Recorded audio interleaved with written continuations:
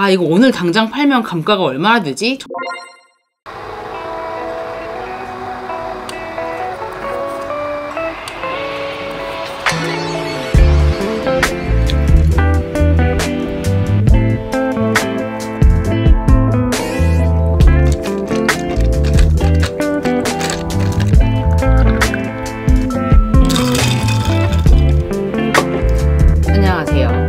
오늘 찍먹해볼 제품은 리디북스의 새로운 전용 기기 리디북스 페이퍼 4입니다. 제가 이 제품을 사고 나서 채널명을 바꿔야겠다고 생각할 만큼 다들 안 산다, 야 그 돈이면 씨, 이런 소리를 듣는 제품인데요. 대체 어떤 물건이길래 이런 소리를 듣는지 간단하게 스펙만 살짝 읊어드리도록 하겠습니다. 일단 말씀드린 것처럼 리디북스의 전용기이고요. 운영체제는 안드로이드 10.0, 화면 크기는 7인치입니다. 해상도는 300dpi이고 IPX8의 방수 등급을 가지고 있다고 해요. 그리고 저장 공간은 32기가고 특징이라고 하면 이쪽에 물리 버튼 있다는 거를 들 수 있겠는데요. 예의상 스펙을 읊어드렸고요. 이제 중요한 건 제가 이걸 왜 샀냐, 그리고 써보니까 어떠냐 일 텐데요. 저는 이제 예전부터 좀 리디북스 전용기를 사고 싶다 생각을 굉장히 많이 했습니다. 제가 본격적으로 전자책을 읽고 나서 사용했던 기기가 지금은 이미 판매한 오닉스의 포켓3랑 요 리프란 말이에요. 이 제품은 둘 다 범용기예요. 구글 플레이 스토어가 있어가지고 원하는 것들을 깔 수 있고, 사실상 전자잉크를 사용한 안드로이드 태블릿이다 라고 봐도 될 정도인데요.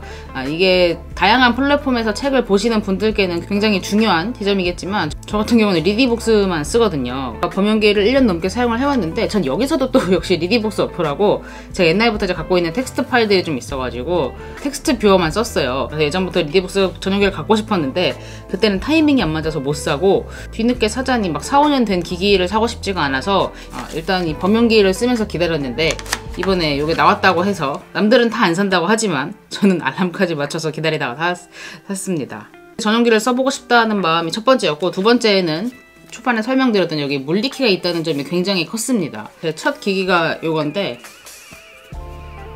이 양쪽에 물리키가 있었단 말이에요.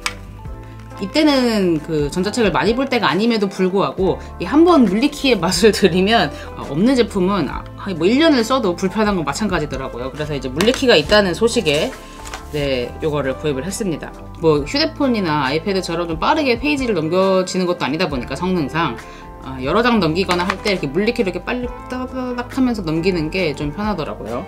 그리고 또 이제 많이들 까는 요소 중에 하나가 뭐 내장 공간이 32기가인데 확장이 없다, 그런 얘기도 많이 해요. 근데 그건 사실 요거도 마찬가지거든요. 그리고 뭐 제 사용 패턴에서는 이북리더가 32기가씩 될 필요가 있나 그런 생각도 조금 있기 때문에 저한테는 단점이 되지 않았고, 그 다음에 전용기고 내장 메모리인데 가격이 33만원이다. 그건 좀 배짱이라고 생각은 하는데, 사실 저는 이것도 30만원 넘게 주고 샀거든요. 되게 초반에 사가지고. 그리고 지금 구입하는 가격도 28만 9천원인 걸로 알고 있어가지고 사실 뭐 가격이 그렇게 차이가 난다라고 생각되지는 제 기준에서는 않는 정도고요. 그래서 써보니까 어땠냐 라고 하면, 제가 이거 처음 택배를 뜯었을 때 지금 이제 일주일 반 정도 사용을 했는데, 택배를 뜯었을 때 큰일났다 딱 그런 생각이 들었어요. 그래서 이거 오늘 당장 팔면 감가가 얼마나 되지? 정말로 그 생각까지 했어요. 근데 차근차근 이제 좀 제가 필요한 기능들을 검색해서 해보니까 다 숨어있긴 숨어있더라고요. 그런 면에서 제품에 대한 그 설명이 좀 부족한 게 아닌가. 저 정도 되는 기기 덕후도 헤매고 막 인터넷 찾아서 해야 될 정도로 은근히 좀 그런 게 그런 게 있지 않나 라는 생각을 했고, 제가 저는 이제 리디북스 전용기가 나오면 무조건 산다였기 때문에 나름 뭐 상품 페이지를 봤는데도 불구하고 이쪽에 버튼이 있는 걸 몰랐습니다.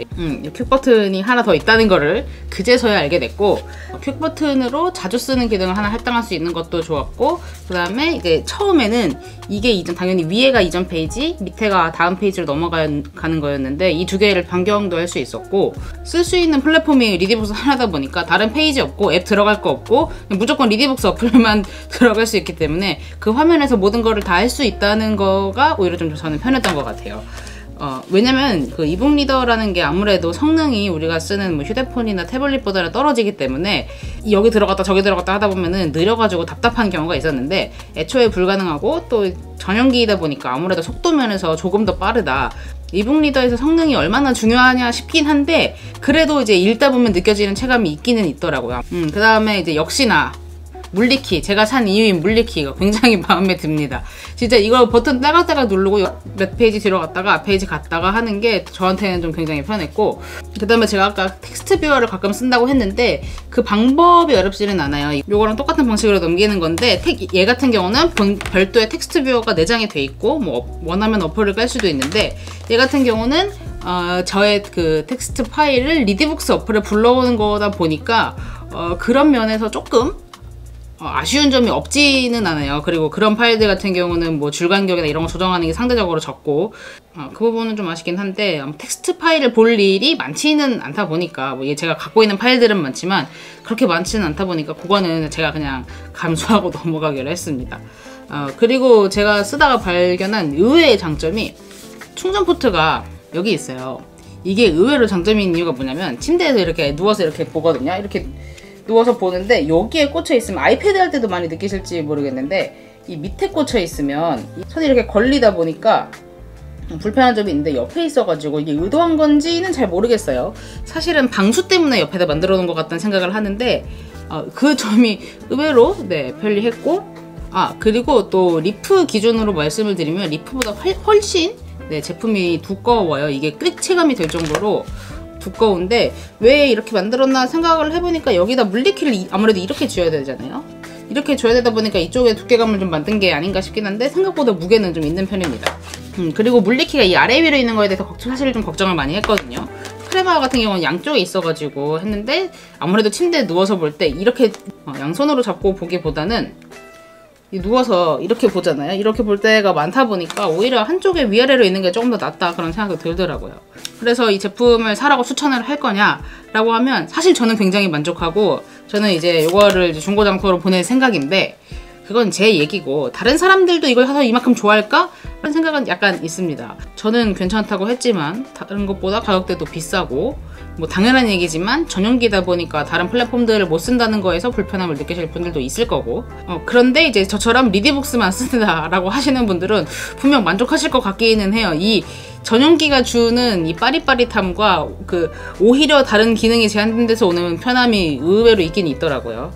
그래서 뭐 그런 분들은 사셔도 괜찮을 것 같고, 어쨌든 사람들이 인터넷에서 말하는 것만큼 그렇게 나쁜 기기는 아니라는 거, 그런 얘기를 좀 하고 싶습니다. 남들이 다 별로라고 해도 너무 궁금해서 포구 될 각오하고 산 찍먹해본 제품 리디북스 페이퍼 4 간단하게 소개를 해드렸고요. 오늘도 영상 봐주셔서 감사하고 다음에 또 뽐뿌 넘치는 비디오로 뵙도록 하겠습니다. 안녕.